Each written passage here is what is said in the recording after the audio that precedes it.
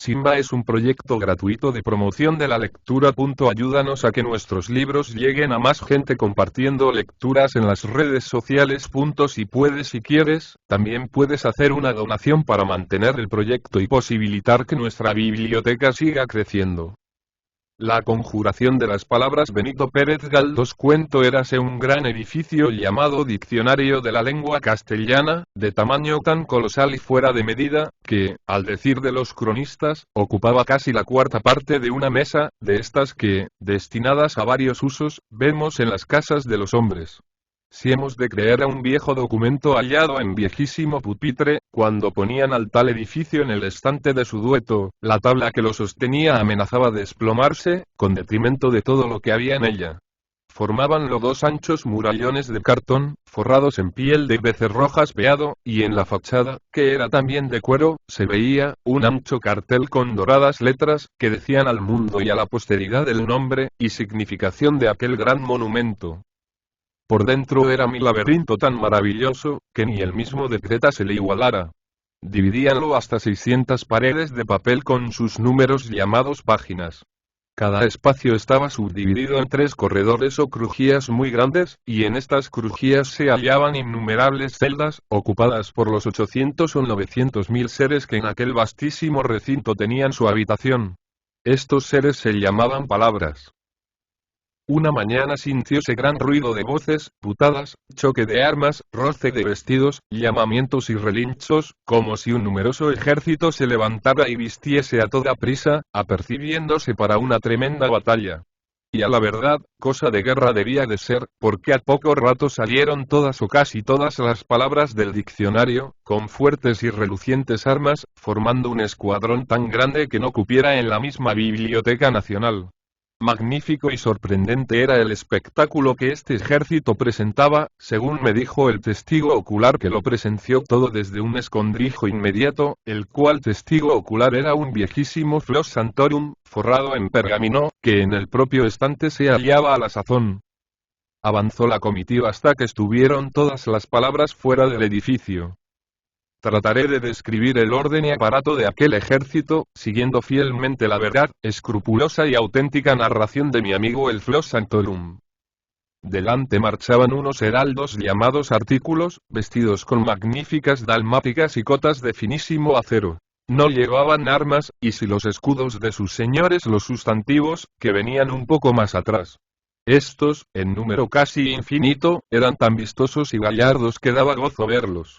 Unos llevaban resplandecientes armas del más puro metal, y cascos en cuya cimera ondeaban plumas y festones. Otros vestían lorigas de cuero finísimo, recamadas de oro y plata. Otros cubrían sus cuerpos con luengos trajes talares, a modo de senadores venecianos. Aquellos montaban poderosos potros ricamente enjaezados, y otros iban a pie.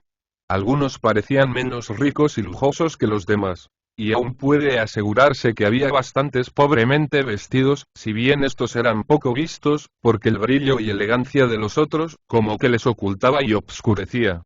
Junto a los sustantivos marchaban los pronombres, que iban a pie y delante, llevando la brida de los caballos, o detrás, sosteniendo la cola del vestido de sus amos, ya guiándoles a guisa de lazarillos, ya dándoles el brazo para sostener sus flacos cuerpos, porque, sea dicho de paso, también había sustantivos muy valetudinarios y decrépitos, y algunos parecían próximos a morir.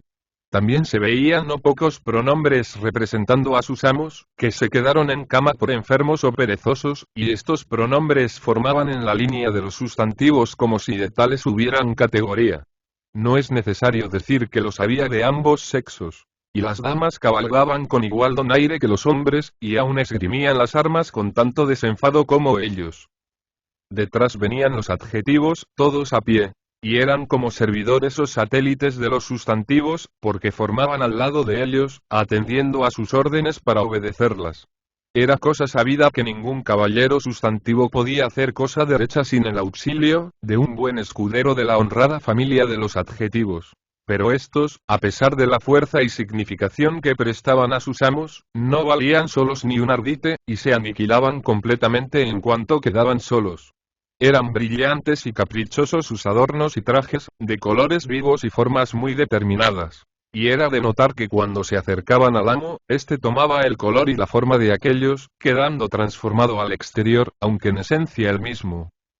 Como a 10 varas de distancia venían los verbos, que eran unos señores de lo más extraño y maravilloso que puede concebir la fantasía.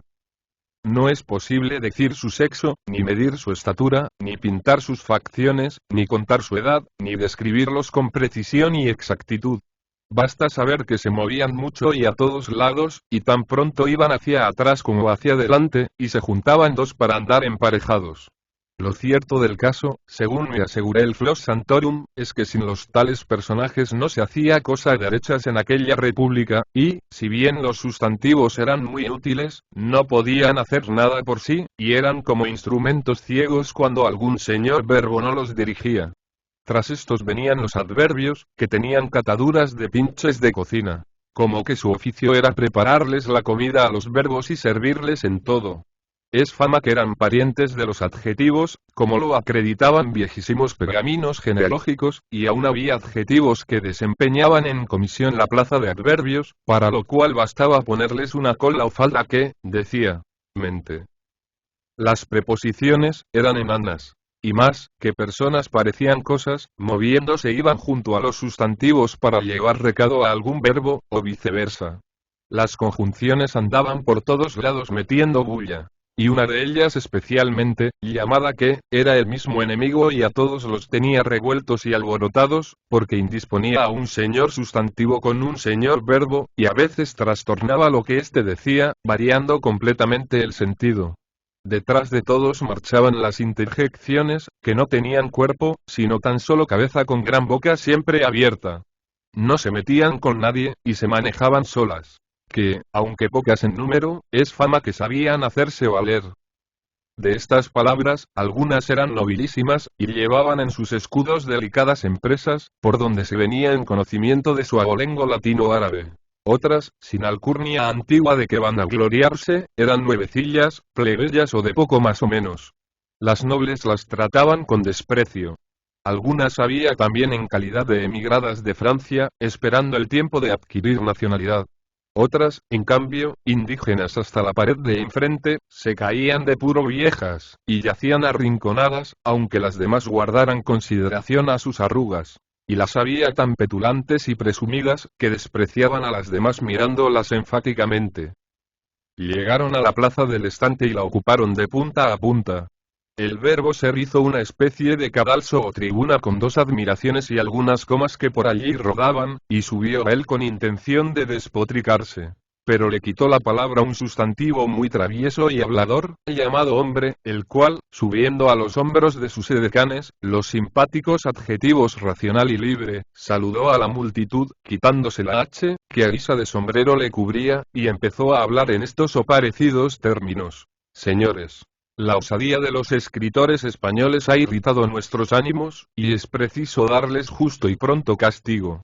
Ya no les basta introducir en sus libros contrabando francés, con gran detrimento de la riqueza nacional, sino que cuando por casualidad se nos emplea, trastornan nuestro sentido y nos hacen decir lo contrario de nuestra intención. Bien, bien. De nada sirve nuestro noble origen latino, para que esos tales respeten nuestro significado. Se nos desfigura de un modo que da grima y dolor. Así, permitidme que me conmueva, porque las lágrimas brotan de mis ojos y no puedo reprimir la emoción. Nutridos aplausos. El orador se enjugó las lágrimas con la punta de la E, que de faldón le servía, y ya se preparaba a continuar, cuando le distrajo el rumor de una disputa que no lejos se había entablado. Era que el sustantivo sentido estaba dando de mojicones al adjetivo común, y le decía: perro, follón y sucio vocablo. Por ti me traen asendereado, y me ponen como salvaguardia de toda clase de destinos. Desde que cualquier escritor no entiende palotada de una ciencia, se escuda con el sentido común, y ya le parece que es el más sabio de la tierra. Vete, negro y pestífero adjetivo, lejos de mí, o te juro que no saldrás, con vida de mis manos. Y al decir esto, el sentido enarboló la T, y dándole un garrotazo con ella a su escudero, le dejó tan mal parado, que tuvieron que ponerle un vendaje en la O, y bizmarle las costillas de la M, porque se iba desangrando por allí a toda prisa. Haya paz, señores, dijo un sustantivo femenino llamado filosofía, que con dueñescas tocas blancas apareció entre el tumulto. Mas en cuanto le vio otra palabra llamada música, se echó sobre ella y empezó a mesarla los cabellos y a darla coces, cantando así: miren la bellaca, la sandía, la loca. Pues no quiere llevarme encadenada con una preposición, diciendo que yo tengo filosofía. Yo no tengo sino música, hermana. Déjeme en paz y púdrase de vieja en compañía de la alemana, que es obra vieja loca. Quita allá, Puyangara, dijo la filosofía arrancándole a la música el penacho acento que muy erguido sobre la U llevaba. Quita allá, que para nada vales, ni sirves más que de pasatiempo pueril. Poco a poco, señoras mías, gritó un sustantivo, alto, delgado, flaco y medio tísico, llamado el sentimiento. A ver, señora filosofía, si no me dice usted esas cosas a mi hermana o tendremos que vernos las caras. Estése usted quieta y deje a Perico en su casa, porque todos tenemos trapitos que la lavar, y si yo saco los suyos, ni con colada habrán de quedar limpios. Miren el mocoso, dijo la razón, que andaba por allí en paños menores y un poquillo desmelenada, ¿qué sería de estos badulaques sin mí? No reñir, y cada uno a su puesto, que si me incomodo. No ha de ser, dijo el sustantivo mal, que en todo había de meterse. ¿Quién le ha dado a usted vela en este entierro, tío mal? Váyase al infierno, que ya está de más en el mundo. No, señoras, perdonen usías, que no estoy sino muy rete bien. Un poco de caidillo andaba. Pero después que tomó este lacayo, que ahora me sirve, me voy remediando, y mostró un lacayo que era el adjetivo necesario. Quítenmela, que la mato, chillaba la religión, que había venido a las manos con la política. Quítenmela, que me ha usurpado nombre para disimular en el mundo sus socaliñas y gatuperios. Basta de indirectas. Orden. Dijo el sustantivo gobierno, que se presentó para poner paz en el asunto. Déjalas que se arañen, hermano, observó la justicia. Déjelas que se arañen, que ya sabe vuecencia que rabían de verse juntas. Procuremos nosotros no andar también a la greña, y adelante con los faroles.